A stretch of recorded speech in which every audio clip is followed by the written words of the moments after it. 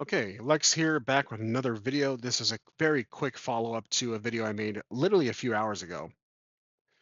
This is a condensed summary of my house rules for Savage Worlds. So, I've basically cleaned up the rules, and it all fit on this one sheet. This doesn't replace the entirety of Savage Worlds. It's just certain sections where my house rules are going to be considered. Now, for character creation, you choose a name, race, age, gender, if you want to, motives, and profession. To set the attributes, you use the normal method, 5 points to raise a die, 1 point for one die type, which for agility, smart, spirit, strength, and vigor. Then you set your skills. I did include skills for these house rules. I didn't take them away. You have 15 points to allocate, 1 point for the usual, for one dice for skills that are less than your linked attribute, 2 points per skill die type for greater than linked attributes. Next, you have your derived statistics. Pace, as usual, human 6 inches, unless a race may alter pace. Now, here is the blend of the parry and toughness. I call it defense.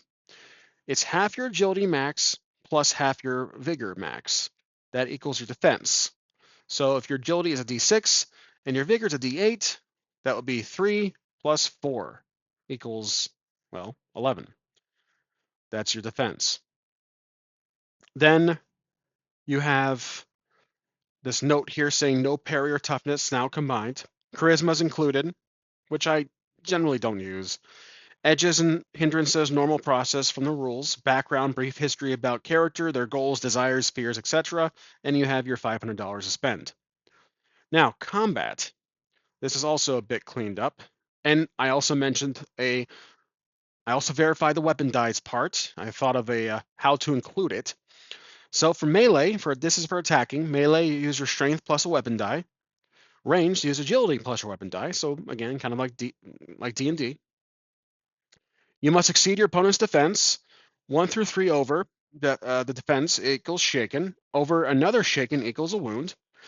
4 plus is a wound. Every raise over defense equals 1 wound. Shaken over existing wound is another wound. That may be based on the rules anyways. Now here's a verification for the wild die. The wild die is not combined, instead replaces a lesser trait roll only. Less than the fence equals block or miss. That's just a little another element for the attack. The player may choose wild die if higher than trait die, then add with weapon die result. So let's demonstrate, which I did in my last video. Let's say the weapon die is a d8. You have the wild die. Actually, the trait die is a d8. The wild die, as usual, is a d6. And the weapon die is a d6. You roll all of them together. And in this case, I would keep the trait die and add the weapon die to get 9.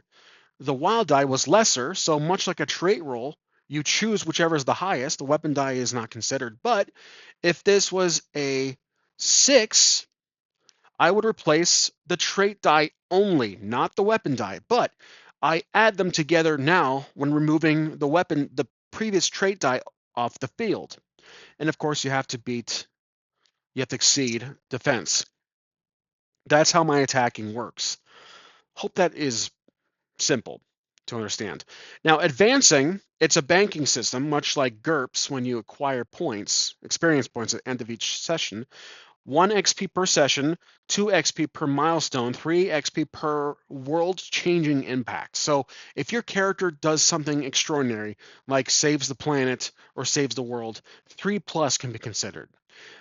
Well, actually, that might be overkill. Maybe if your character stops an asteroid or a meteorite striking the planet, that might be worth 10 to 20 points.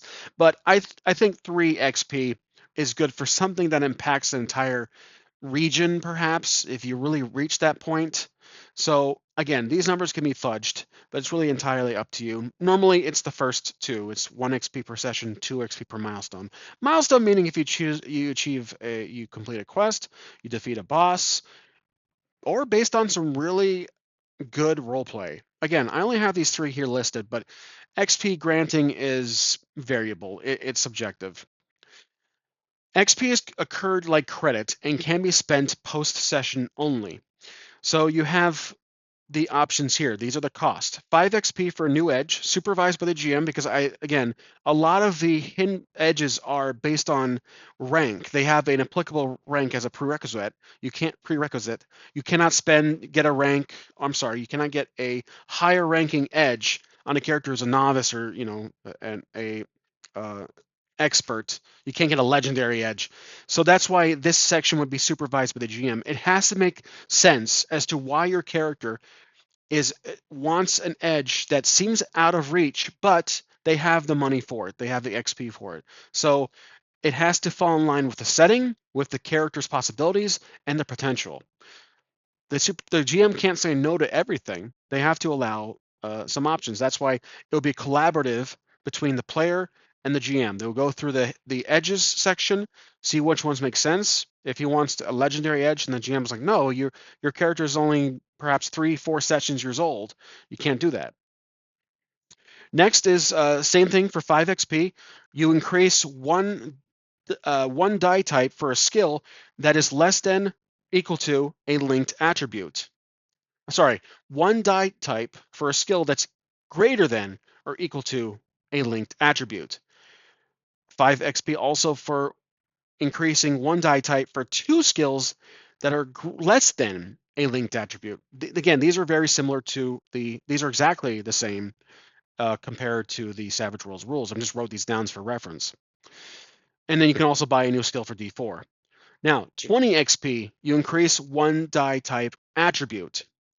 And then I wrote down here 20 XP is for long campaigns, 10 XP possibly for one shots. That way you can let the player character have a little fun with the attributes. That's really it. This is my house rules for Savage Worlds. It's in this laminated sleeve just to protect it. I hope to keep this nearby in future videos when I use Savage Worlds. Not this game specifically in this version. I just like this cover instead. So thanks for watching this quick video, and I'll see you guys in the next one.